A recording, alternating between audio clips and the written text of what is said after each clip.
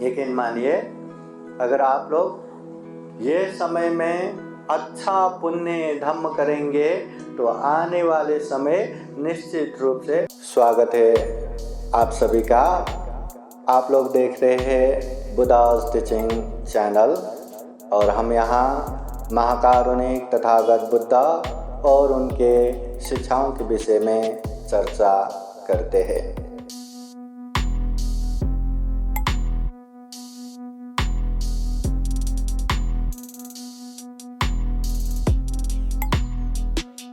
नमो तस्सा भगवतो अरहतो सम्मा सम्बुद्दस्सा।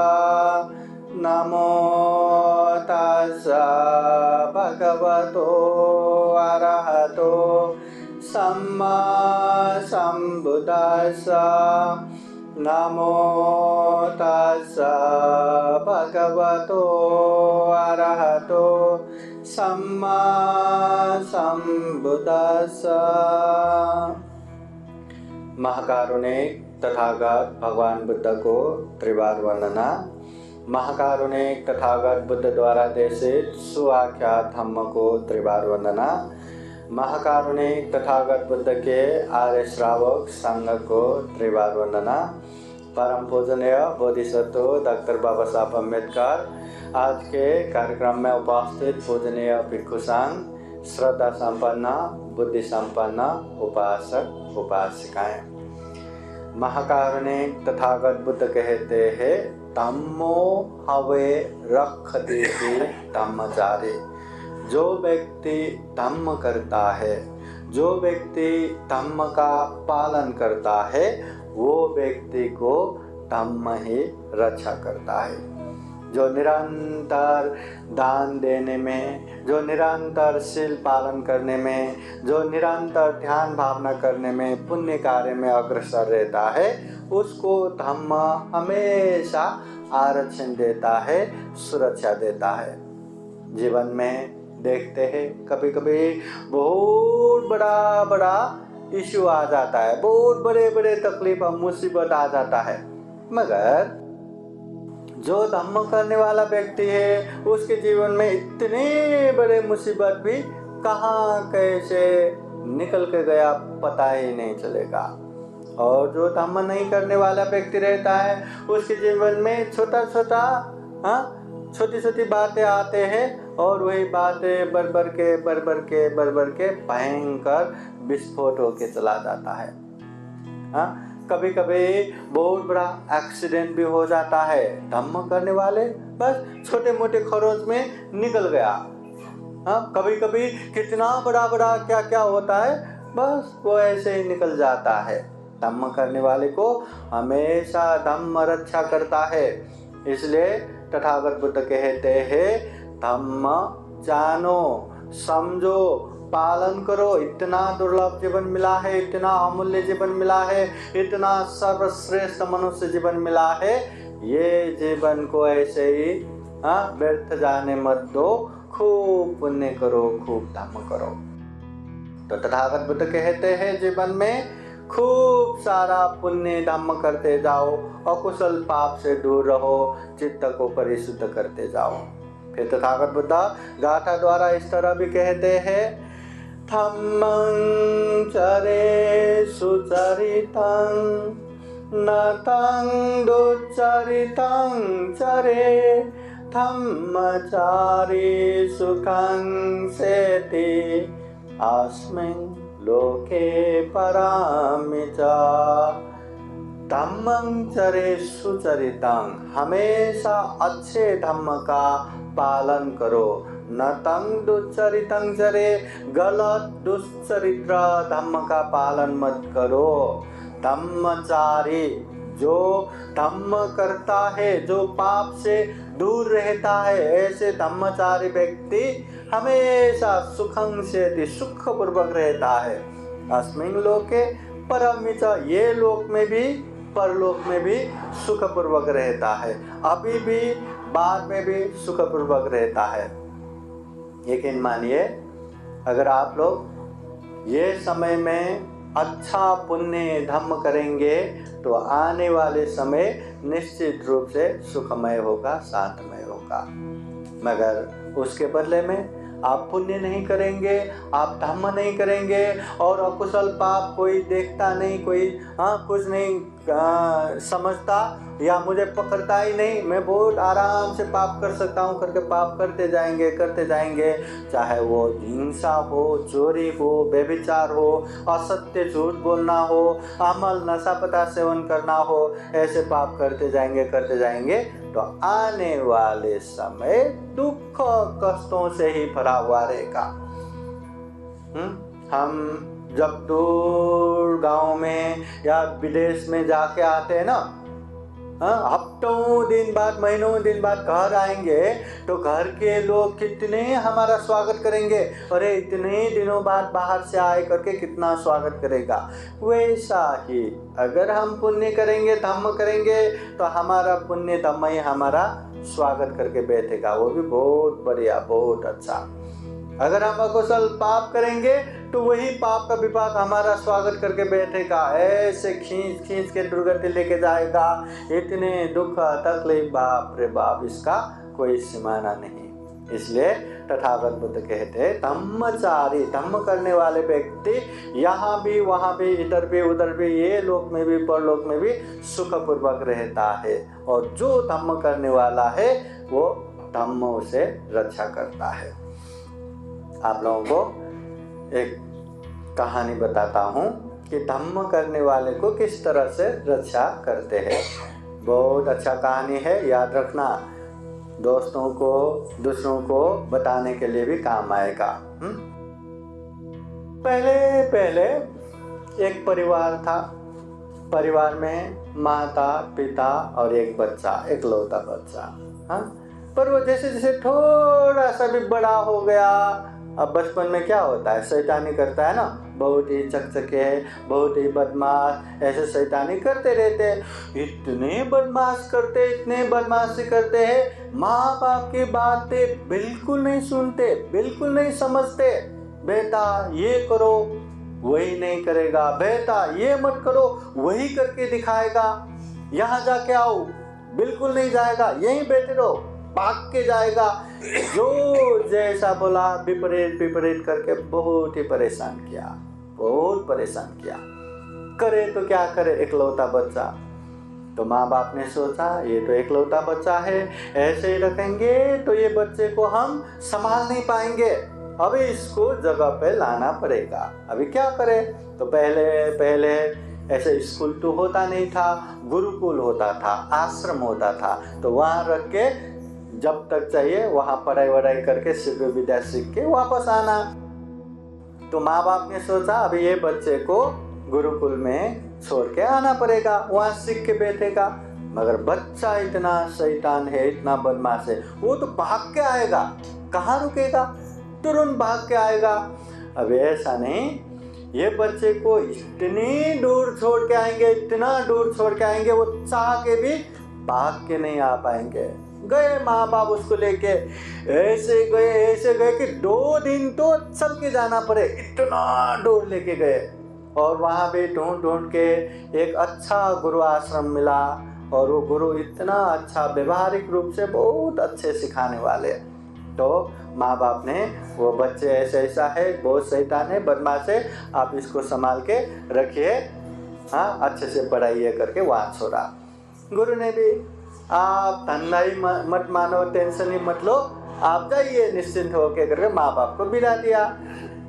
अभी बच्चा वहाँ पढ़ने लगा, शिल्प विद्या सीखने लगा। माँ बाप से दूर होने के बाद घर के जैसा तो होता नहीं, वहाँ के डिसिप्लिन, वहाँ के नियम में तो बैठना ही पड़ा। सुबह उठना है तो उठना है, शाम को रात को ये टाइम पे सोना है तो सोना है, सब सिस्टमैटिक व्यवस्थित होने लगा। और उसको व्यवहारिक रूप से भी खूब अच्छे से सिखाया पढ़ाया। कुछ समय बाद गुरु बच्चों को ऐसे ही, बहुत सारे बच्चे पेड़ के नीचे बैठ के ऐसे पढ़ा रहे थे। तो ऐसे पढ़ाते उसके चेहरे में गुरुजी का नजर गया। वो गुरुजी में विशेष एक ज्ञान था, विशेष ज्ञान। विशेष ज्ञान बोले तो क्या था?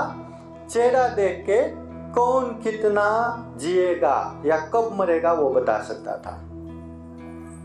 कितने दिन जिएगा ये बता सकता था। तो देखते देखते देखते वही बच्चे के चेहरे पे नजर गया और चौंक गया, अरे ये तो 7 दिन में मरने वाले हैं। कितने दिन में? 7 दिन में। तो गुरुजी सोचने लगा ये तो 7 दिन में मरने वाले हैं, अगर ये गुरुकुल में मर गया तो गुरुकुल का बदनाम हो जाएगा। कि क्या व्यवस्था नहीं हुआ रहेगा, जो बच्चे ही मर गया तो बदनामी हो गया, तो आगे से कोई बच्चा यहाँ रखने नहीं लाएगा, तो पेट में लात मारने जैसा हो जाएगा। अरे ऐसा नहीं, ये बच्चे को कैसे भी घर भेजना पड़ेगा।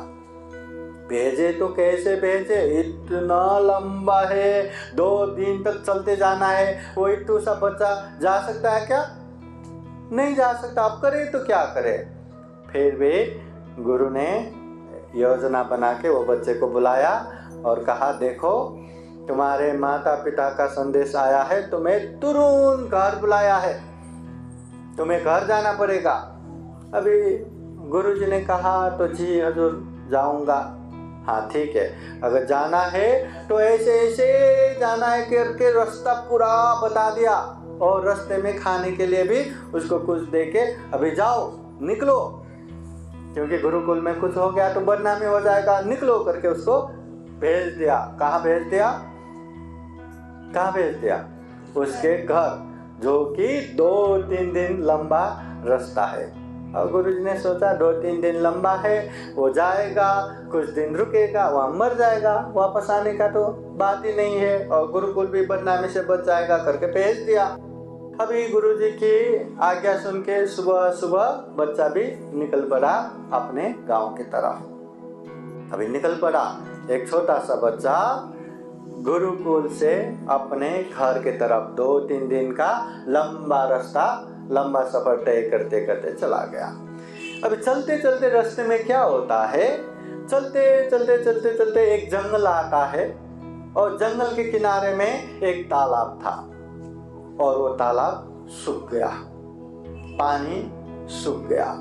और पानी सूखने की वजह से वहाँ जो मछलियाँ थे, मछलियाँ सब ऊपर ऊपर तरफ तरफ रहा था।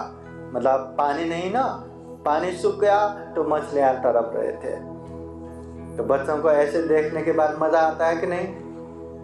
हाँ, मजा आता है कि नहीं? मछली पकड़ने जाएगा कि नहीं? मछली मारने जाएगा कि नहीं? हाँ जाएगा ना। पर वो बच्चे गुरुकुल में बैठ के सीख के आया था, दूसरों को मारना नहीं, मैत्री करुणा रखना। तो उसने देखा, अरे ये मछलियां तड़प रहे हैं, ये तो मर जाएगा, मैं इसके लिए क्या कर सकता हूँ, मैं क्या कर सकता हूँ। देखो बच्चे में, हाँ मैं क्या कर सकता हूँ। उसने यहाँ वहाँ देखा कहीं पानी है कि नहीं, तो यहाँ वहाँ भागते भागते देखा तो वो तालाब से लग के ही थोड़ा दूर में एक तालाब था, और वो तालाब में बहुत सारा पानी भी था। उसके बाद वो क्या करता है, दौड़ा दौड़ा मछलियों को ऐसे हाथ में रखते हैं, और फिर भागा भागा दूसरे तालाब में जहाँ पानी है वहाँ छोड़ देते हैं। जितने भी ऊपर ऊपर ऊपर तरफ रहा था, सारे मछलियों को पकड़ पकड़ के तालाब में छोड़ रहे, और मछलियाँ भी पानी मिला तो ऐसे नाच नाच के अंदर अंदर अंदर अंदर जा रहा था। वो देख के उसको बहुत ही सुकून मिल गया, आनंद हो गया। बच्चा वहां से भी आगे बढ़ा। अभी बढ़ते बढ़ते बढ़ते बढ़ते और एक घटना क्या होता है, एक जंगल में बहुत सारा पेड़ों में फल रहा था, बहुत सारा फल, इतने अच्छे अच्छे फल, और जो पका हुआ फल था वो वहीं पे गिर रहा था। और वहाँ पे एक ऋषि मुनि, हाँ वहाँ आके जो गिरा हुआ, हाँ थोड़ा अच्छा तो नहीं रहता ना गिरा हुआ, तो ऐसे गिरा हुआ फल अपने हाँ झोली में डाल रहा था। तो ये देख के वो बच्चा सोचता है, नजदीक पेड़ में इतना अच्छा अच्छा फल फ्रूट है, और ये ऋषि मुनि जी जो नीचे गिरा हुआ फल फूली ले रहे, क्यों ऐसा?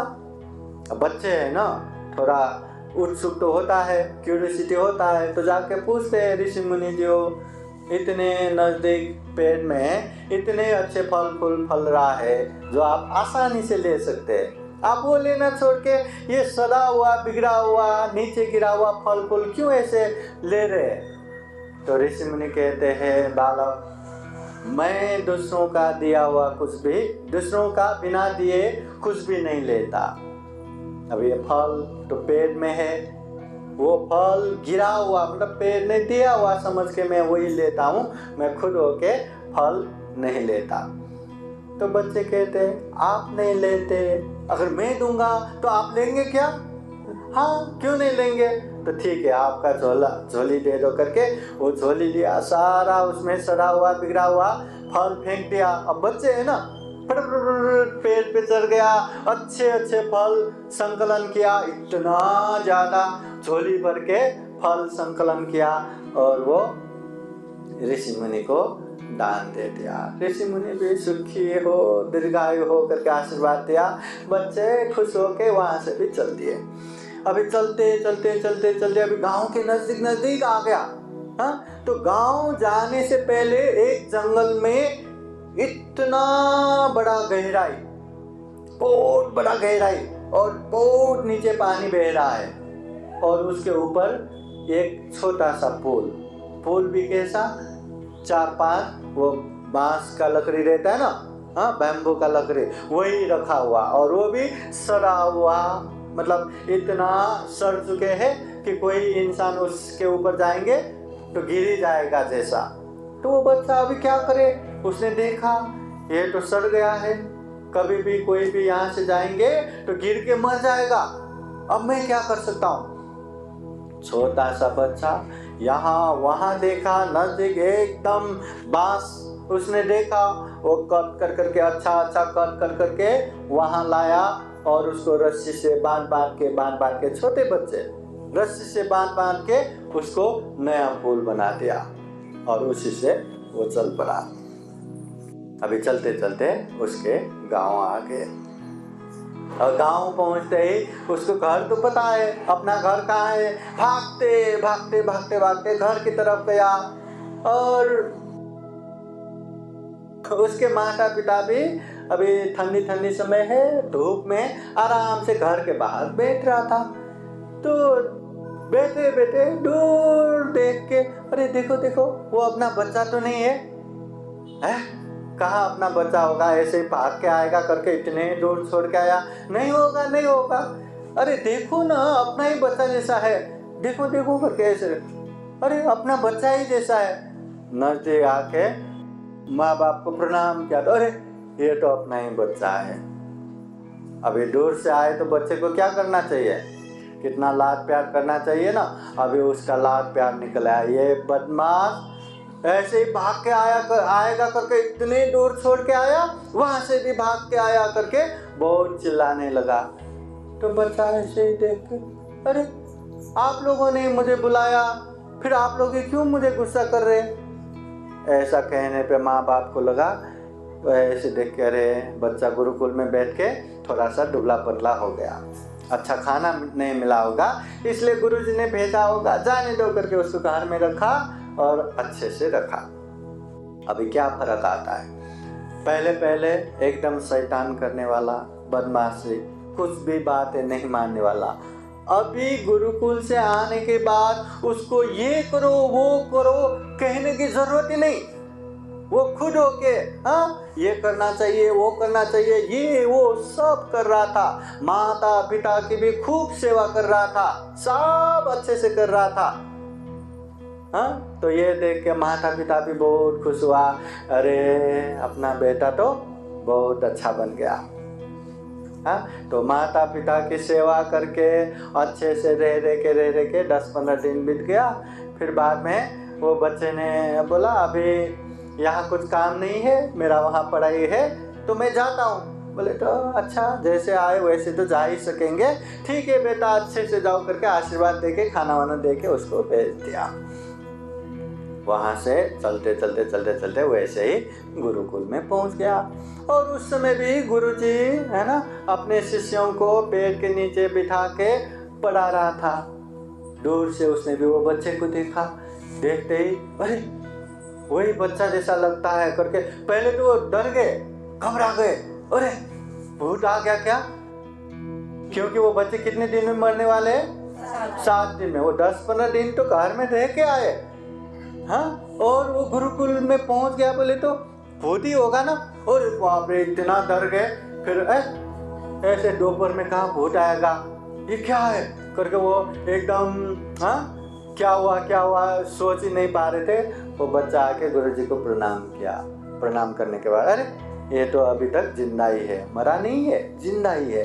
तो ये देख के वो गुरु भी सोचते हैं मेरा शास्त्र गलत नहीं हो सकता, ये बच्चा 7 दिन में मरना था, मरना ही चाहिए, मगर हाँ, इतने दिन होने के बाद भी ये बच्चा नहीं मरा, कुछ तो जरूर हुआ रहेगा, कुछ तो इसने बहुत बड़ा पुण्य किया होगा।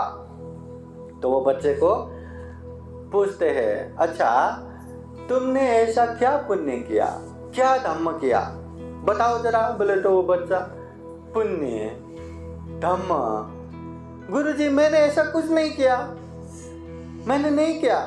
अरे किया होगा, घबराओ मत, बताओ। नहीं मैंने ऐसा कुछ भी नहीं किया। अब बच्चे को कुछ पता नहीं होगा, ठीक है बाबा, तुमने यहाँ से जाने के बाद यहाँ पहुँचने तक क्या क्या किया वो बताओ। बोले तो वो बच्चा कहते हैं कि मैं यहाँ से गए तालाब में, हाँ, पानी सूखने की वजह से मछलियाँ मर रहे थे, मैंने उसको दूसरे तालाब में डाल दिया। फिर आगे गए, एक ऋषि मुनि को ऐसे अच्छे फल दे दिया। फिर वहाँ से भी आगे गया, ऐसे नया पुल बना दिया। फिर आगे गया, माता पिता की खूब सेवा किया, ये वो किया। फिर समय हो गया करके मैं वापस आ गया। तो वो गुरुजी कहते हैं, हाँ तुमने यही पुण्य किया, यही धम्म किया, मरने वाले मछलियों को तुमने बचाया, ये तुम्हारा पुण्य है, धम्म है। एक ऋषि मुनि को बहुत अच्छे फल तुमने दान दिया, ये तुम्हारा पुण्य है, धम्म है। हाँ, गिरने वाले पुल को तुमने नया पुल बना दिया, ये तुम्हारा पुण्य है, ये तुम्हारा धम्म है। और सबसे बड़ा धम्म है, तुमने अपने माता पिता की सेवा किया, माता पिता की सेवा किया, ये बहुत बड़ा पुण्य है, धम्म है। मेरे शास्त्र के अनुसार तुम 7 दिन में मरने वाले थे, इसलिए मैंने तुम्हें घर भेजा था, मगर तुम 7 दिन में नहीं मरे, तो इसी की वजह से कि तुमने इतना बड़ा पुण्य किया, इतना बड़ा धम्म किया, तुम्हारा आयु बढ़ गया। तो बच्चा भी कहते हैं, अच्छा ऐसी चीज को पुण्य कहते हैं क्या, ऐसी चीज को धम्म कहते हैं क्या? फिर गुरुजी सबको सुनाते हैं कि जीवन में इस तरह का पुण्य करना चाहिए, इस तरह का धम्म करना चाहिए, जो धम्म करेंगे धम्म उसका हमेशा रक्षा करते हैं करके, हाँ, उपदेश देते हैं। तो ये कहानी तो यही है। 7 दिन में मरने वाला वो बच्चा भी नहीं मरा, उसका आयु बढ़ा, क्योंकि उसने धम्म किया, अच्छा पुण्य किया। जो धम्म करने वाले हैं, धम्म उसकी रक्षा करते हैं। और सबसे महत्वपूर्ण बात, वो बच्चा इतना शैतानी, इतना बदमाशी करने वाले भी अच्छे गुरु की बातें सुन के, उसके शिक्षा दीक्षा लेके वो भी बहुत अच्छा बन गया। इसलिए हमारे जीवन में धम्म होना बहुत जरूरी है। धम्म रहा तो इंसान बहुत अच्छा दिखता है, धम्म नहीं रहा तो इंसान एकदम भयानक शैतान जैसा दिखता है ना। अब ये प्रज्ञा देखो, हाँ, एकदम धम्म में रहा तो कितना शांत, कितना अच्छी दिखती है, और धम्म ही नहीं रहा तो कितना क्या क्या कैसा कैसा दिखेगा, है ना। इसलिए धम्म होना ना होना बहुत फर्क पड़ता है। इसलिए चाहे बच्चा हो, जवान हो, अर्धवयस्क हो, बुढ़ापे हो, सबके जीवन में धम्म जरूरी है। ये जो बच्चा है ना आर्या, इसको भी धम्म की जरूरत है। वो अच्छे से डिसिप्लिन में रहेंगे तो माँ बाप का भी लाड प्यार ज़्यादा मिलेगा, वो जो चाहेगा उसको आसानी से मिलेगा। नहीं तो ज़्यादा शैतानी करेगा तो माँ बाप भी उसको कुछ नहीं देगा। और जो विकास है, सब है, हाँ, आप लोगों को भी धम्म की ज़रूरत है। धम्म रहेगा, काम करेंगे, अच्छे कर पाएंगे, काम करवाएंगे, अच्छे करवा पाएंगे, पैसा कमाएंगे, अच्छे कमा पाएंगे, पैसा कमाया हुआ भी अच्छे से सदुपयोग कर पाएंगे। और जो विकास उनके बाप है ना, वो पिताजी के जो लेवल है, उनको भी धम्म चाहिए। अगर धम्म नहीं रहा तो बच्चों के बीच में भी सम्मानित रूप से नहीं जी पाएंगे। धम्म रहा तो अरे हमारे पिताजी, हमारे ससुर जी अच्छे से रह पाएंगे, है ना। धम्म हर किसी को जरूरत है। और हमेशा याद करना, धम्म करके किसी का हम उपकार नहीं कर रहे, किसी के ऊपर एहसान नहीं कर रहे। धम्म करके हम खुद का ही एहसान कर रहे, खुद के ऊपर ही करुणा रखते हैं। क्योंकि धम्म करने वाले को धम्म रक्षा करता है, हमें धम्म रक्षा करता है। और धम्म करने से हमें जीवन में सुख शांति मिलेगा, ये बहुत बड़ी बात है। इसलिए महाकारुणिक तथागत बुद्ध कहते हैं हमें खूब सारा पुण्य करना चाहिए, खूब सारा धम्म करना चाहिए। धम्म करने से सुख शांति मिलेगा, धम्म करने से हमेशा हमारा रक्षा होगा। धम्म करने वाले यहाँ भी वहाँ भी, इस लोक में भी परलोक में भी सुखपूर्वक रहेगा, रहने को मिलेगा। तो हम यही कामना करते हैं हम भी जीवन में खूब पुण्य कर सके, खूब धम्म कर सके, और जीवन में ढेर सारा पुण्य धम्म करते करते ये दुर्लभ, यह अमूल्य, ये सर्वश्रेष्ठ जीवन को सफल बना सके, सार्थक बना सके। अंत में जन्म जरा व्याधि मरण से मुक्त निर्वाण तक प्राप्त कर सके, ऐसी कामना करते हुए ये आज का धम्म देशना यहीं समापन करते हैं। सबका मंगल हो, सबका कल्याण हो। भवतु सबका मंगलम। साधु साधु साधु। बुद्धं नमामि, बुद्ध को नमन करता हूँ। धम्मं नमामि, धम्म को नमन करता हूँ। संघं नमामि, संघ को नमन करता हूँ।